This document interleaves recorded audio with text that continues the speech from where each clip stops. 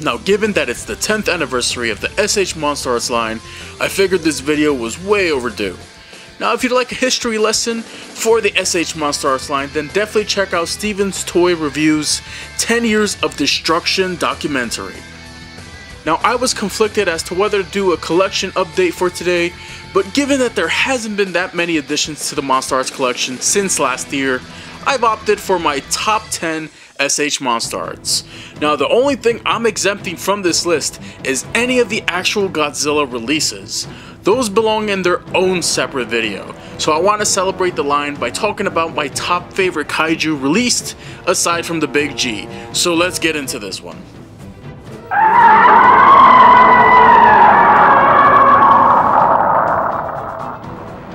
Now, before I start this list, however, I want to give an honorable mention to Gamera 95 and 96. Both of these are beautiful recreations of the Guardian of the Universe and are worthy of being on this list. I just didn't know where to slot them in, but either are worth owning. And if you're a Chad that recognizes the awesomeness of Gamera, then you probably already have these. Not putting Mothra Imago on this list would have been sacrilege. I love Mothra to death, and the feeling I got when I unboxed this MonsterArt showed me just how far we've progressed. This figure is simply beautiful. Everything from the fuzzy texture of her body, the beautiful wingspan, and the compound blue eyes are wonderfully captured here. I'm even fond of the special colored repaint, which sported a darker, nighttime color scheme, and was even packed with a larvae.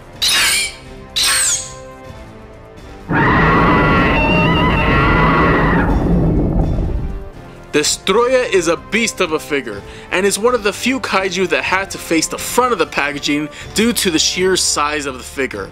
Couple that with the impressive wingspan. Minor issues prevent this one from reaching true greatness though, such as the finicky joints for the wings and the lack of color on the translucent eyes. The latter issue was fixed in its special colored version, however I don't have that one, just the original release we're going by today.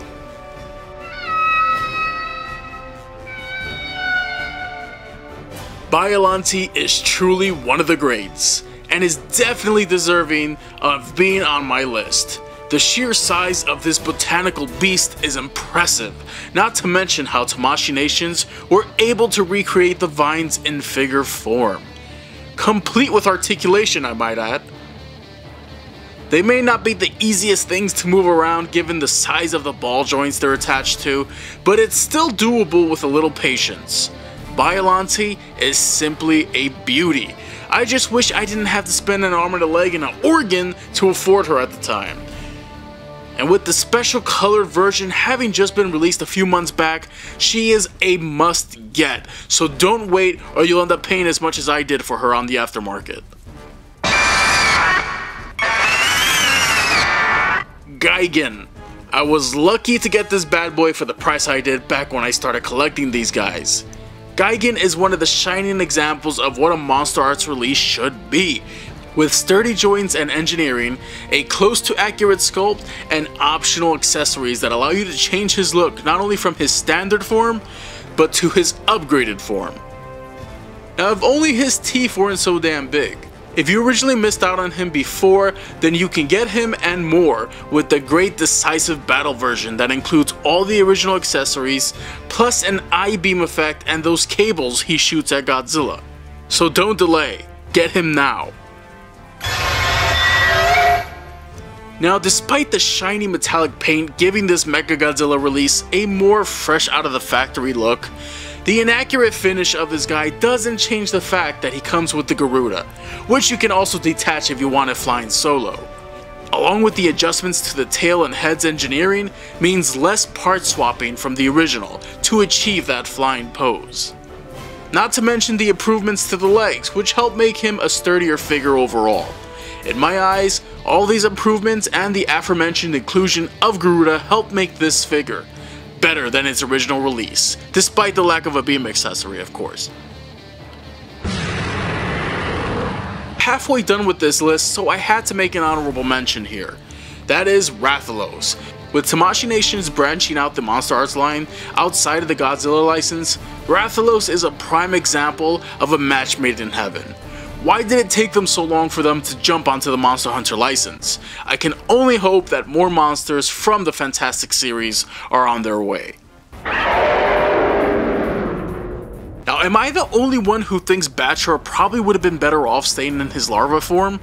Truly a force to be reckoned with in the movie, the monster arts for Batra's larvae captures every spiky, ugly detail from the movie. I remember just how impressed I was at the sheer size of this figure when I got him out of his box. He may be an ugly creature, but he's a beautiful figure.